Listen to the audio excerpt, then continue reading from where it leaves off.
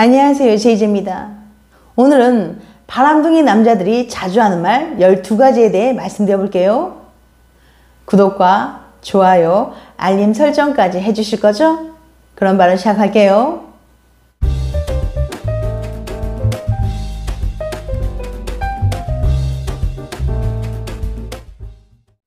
행복한 결혼 생활이나 연인 관계를 한순간에 무너뜨리는 것은 바로 상대방의 바람입니다.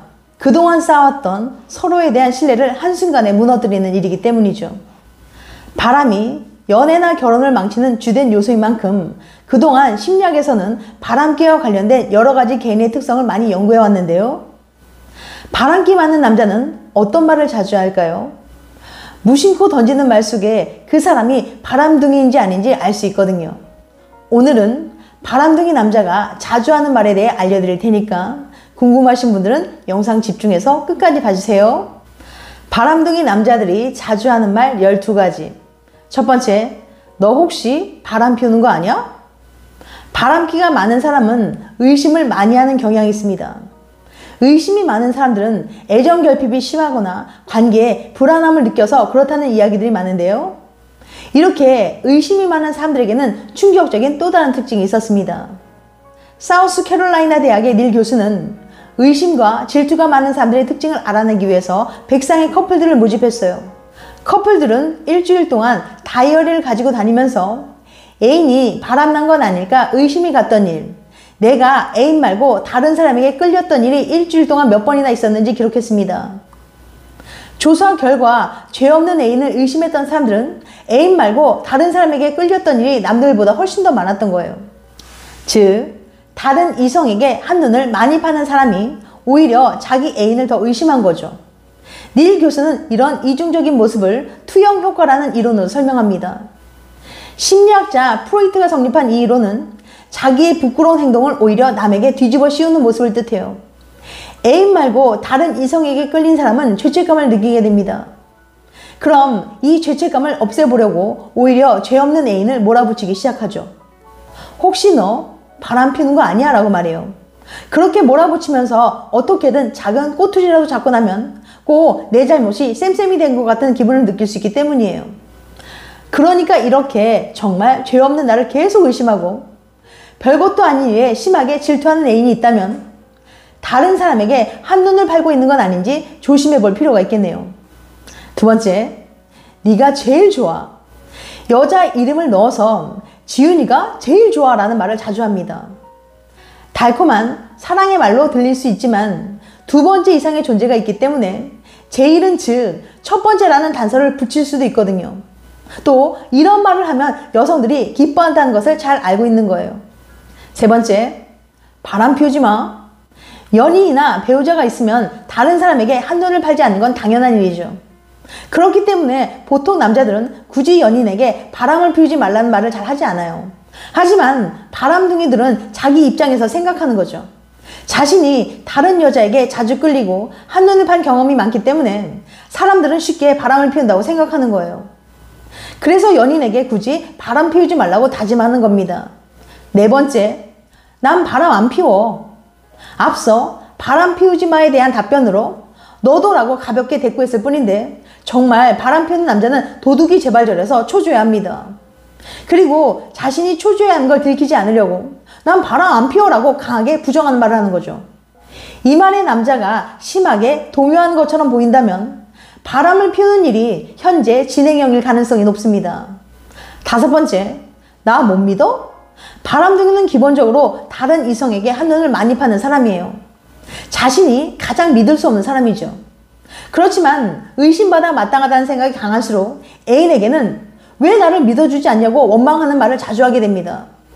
이건 앞서 말씀드린 투영효과 이론으로 설명이 가능해요.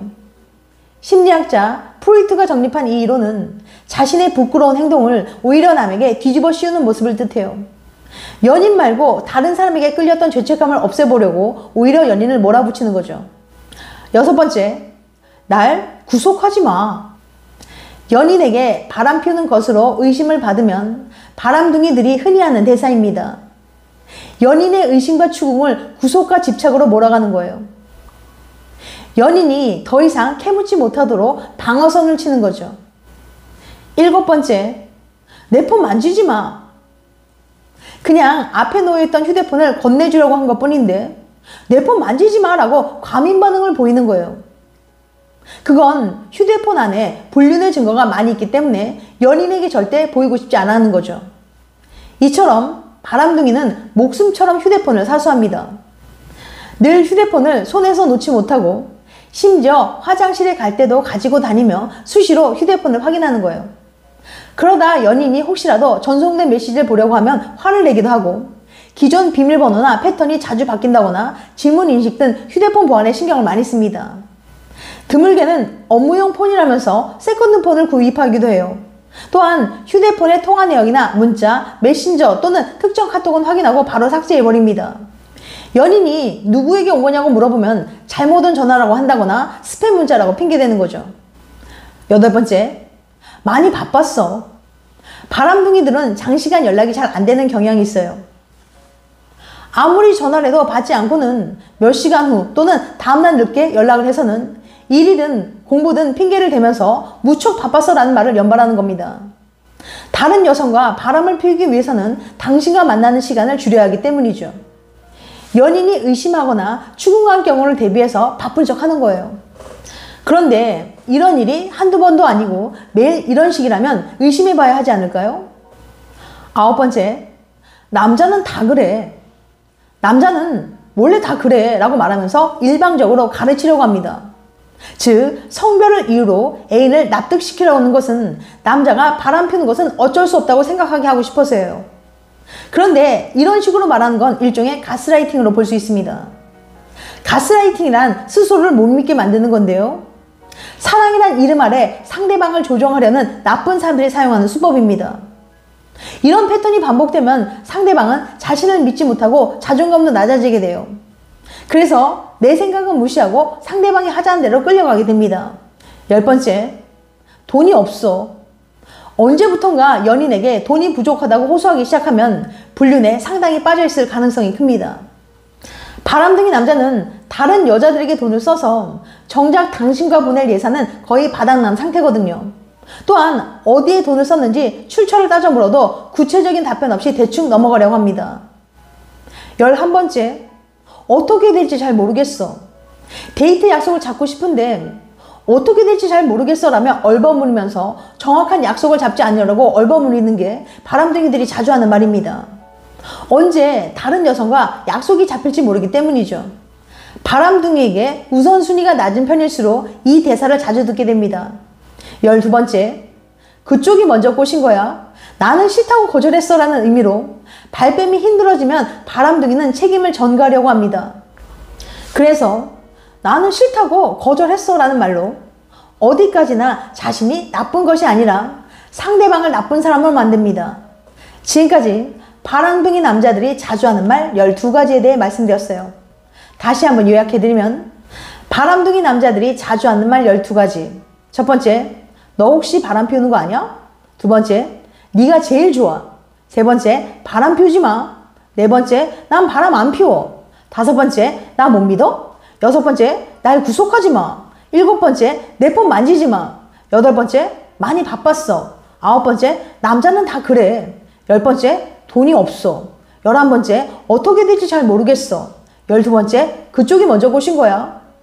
다음엔 더 재밌고 유익한 영상으로 찾아뵐게요. 끝까지 시청해줘서 감사합니다. 다음에 또 봬요. 안녕.